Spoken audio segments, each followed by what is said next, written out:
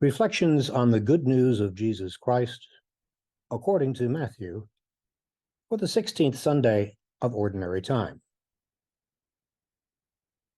Jesus proposed another parable to the crowds, saying, "The kingdom of heaven may be likened to a man who sowed good seed in his field. While everyone was asleep, his enemy came and sowed weeds all through the wheat, and then went off. When the crop grew and bore fruit, the weeds appeared as well. The slaves of the householder came to him and said, 'Master, did you not sow good seed in your field? Where have the weeds come from?' He answered, 'An enemy has done this.' His slave said to him, 'Do you want us to go and pull them up?' He replied, 'No. If you pull up the weeds, you might uproot the wheat along with them. Let them grow together until harvest. Then at harvest time, I will say to the harvesters, first, collect the weeds and tie them into bundles for burning, but gather the wheat into my barn.'" Jesus proposed another parable to them. "The kingdom of heaven is like a mustard seed that a person took and sowed in a field.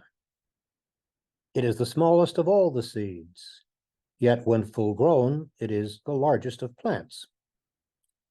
It becomes a large bush, and the birds of the sky come and dwell in its branches." He spoke to them another parable. "The kingdom of heaven is like yeast that a woman took and mixed with 3 measures of wheat flour until the whole batch was leavened." All these things Jesus spoke to the crowds in parables. He spoke to them only in parables to fulfill what had been said through the prophet, "I will open my mouth in parables. I will announce what has lain hidden from the foundation of the world." Then, dismissing the crowds, he went into the house. His disciples approached him and said, "Explain to us the parable of the wheat and the weeds." He said, "He who sows good seed is the Son of Man. The field is the world, the good seed the children of the kingdom. The weeds are the children of the evil one, and the enemy who sows them is the devil. The harvest is the end of the age, and the harvesters are angels. Just as weeds are collected and burned up with fire, so will it be at the end of the age. The Son of Man will send his angels, and they will collect out of his kingdom all who cause others to sin and all evildoers. They will throw them into the fiery furnace, where there will be wailing and grinding of teeth. Then the righteous will shine like the sun in the kingdom of their Father. Whoever has ears ought to hear." The good news of the Lord.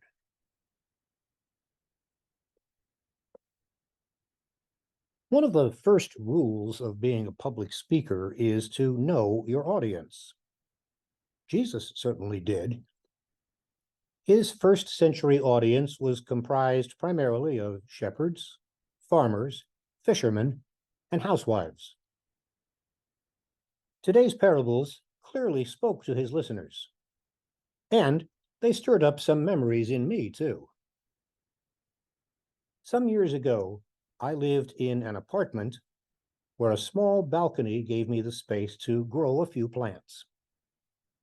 Once, when I was watering them, I noticed a tiny sprout that didn't look like a weed, so I decided to leave it alone and see what would come of it. It didn't take long before I realized that what was growing was indeed not a weed, but rather the beginning of a redwood tree. Its tiny seed, which is actually smaller than a mustard seed, having drifted on the wind from a grove of redwoods not far away, themselves more than 200 feet tall. God gave that tiny seed all that it needed to grow into a towering giant of a tree, far bigger than any mustard plant.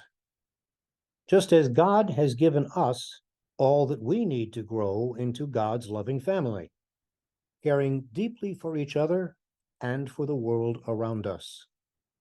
Yes, attention is necessary, and care must be taken, just as with plants.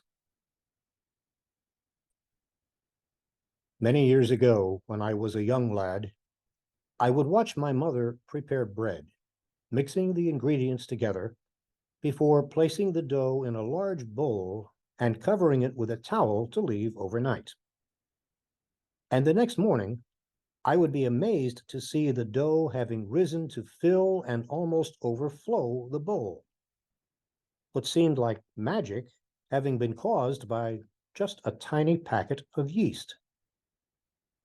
I think that I liked the explanation of magic more than the chemistry lesson I eventually learned. Notice, it didn't take a lot of yeast to make a big difference. And that's the message for us. We're to be like that yeast, making a difference in our families and our world because of who we are and how we live, because we are followers of Jesus who strive to live as he has taught us. These parables that describe his kingdom tell us that we're called to be kingdom people, making the kingdom of God a bit more real in our homes and in our society, like yeast in bread. And then there's those weeds. The servants in the parable were quick to want to get rid of them, but the farmer knew better. The particular weeds that infest wheat fields, for the botanists among us, they are called zizania, are very difficult to distinguish from the wheat, especially in the early stages of growth. And so attempting to pull up the one may result in uprooting the other. Better to leave them alone until harvest time when it's easy to tell them apart.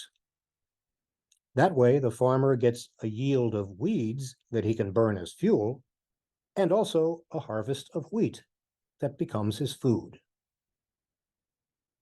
Weeds and wheat, good and evil, coexist in us too, in our world, our church, and ourselves.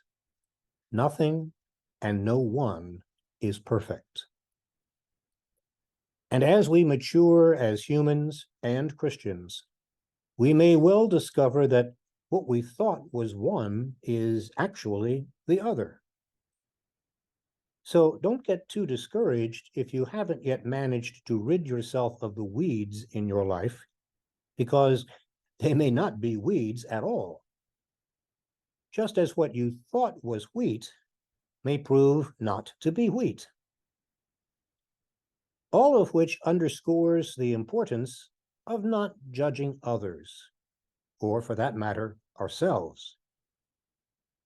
The task of judging my life or anyone else's is not mine to do, nor is it to be done now. Echoing the words of Pope Francis, who am I to judge? And speaking of judgment, listen to this message from the Book of Wisdom. For your might, God, is the source of justice. Your mastery over all things makes you lenient to all. And that message is repeated just a few lines later. But though you are master of might, you judge with clemency, and with much lenience you govern us. In other words, God exercises divine power through forgiving our offenses. How different God is from us. In our world, power is meant to be used. What good would power be if it was not used? And especially power over others. But God uses power by being patient, merciful, and forgiving. In other words, God doesn't give us what we deserve. Thank God for that. Well, then, why bother trying to improve, get rid of our weeds, be better persons and Christians? Because the joy of life comes from our efforts at, using Jesus's image, making the kingdom of God a bit more real. This requires a bit of explanation. Kingdom in the gospel does not refer to a place, either here or hereafter. Nor is the kingdom the same as the church. The kingdom is primarily an environment. It is a set of relationships. It is a situation where God's values prevail. And what are God's values? In practice, they are the deepest human values and aspirations as mirrored in the life of Jesus, who is himself the revelation of God to us in human form. These values include truth, love, compassion, justice, a sense of solidarity with all other human beings, a sense of trust in one another, a deep respect for the dignity of every human person. And of course, all these are seen in the light of God, who is their ultimate source. It is to be like God and with God that we live according to these values. They, with and through Jesus, are our link with the one Jesus calls Abba, Father. People who individually and collectively try to live these values belong with Jesus to the kingdom of God. And by the way, such people may or may not belong to the church.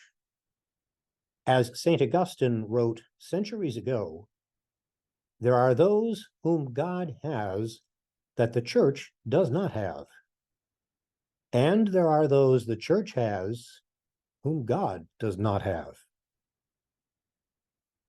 Kingdom people are united with the rule of God in trying to build a world we would all like to see happen. It is very much something for the here and now. Or, as Jesus himself said, the kingdom of God is at hand. And there is another dimension to this that may escape our attention. It has to do with that tiny mustard seed, or redwood seed, or that little bit of yeast. We are so afraid of our smallness. In our society, big is better. What is large is impressive. The grand is good. The small seems weak and vulnerable.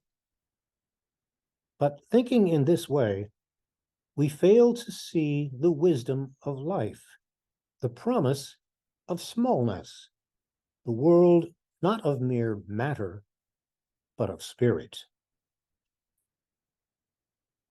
Have we not all felt the grace that rises from the least?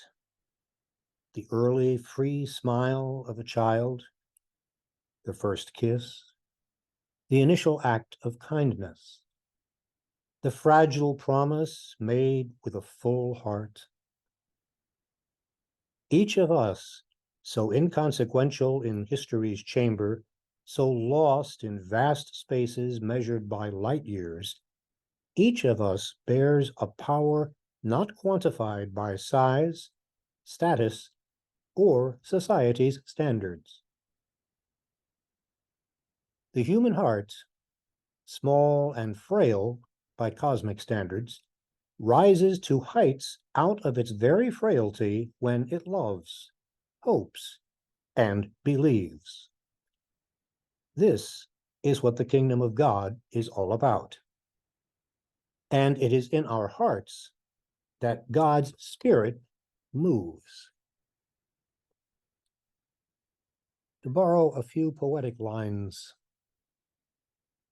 if you reverence and respect all life, if you can forgive and forget, if you wish peace to all and to none harm, if you do not judge, criticize, or condemn, you have God's heart beating in your body. Thanks for listening.